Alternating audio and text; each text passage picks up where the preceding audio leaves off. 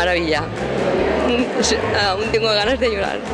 Bueno, los sentimientos y el humor que le pone a la vida y a la muerte, que en fin y al cabo es lo que hay.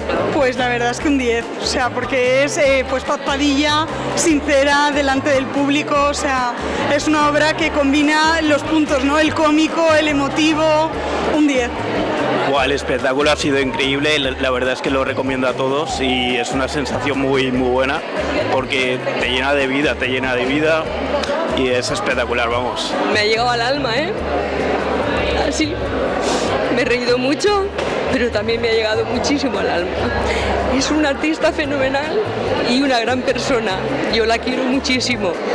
Pues con ella como persona formidable y muy alegre y todo muy bien y muy buenos mensajes, en positivo. Sí. Recomendaré a mis amistades que vengan, mi familia.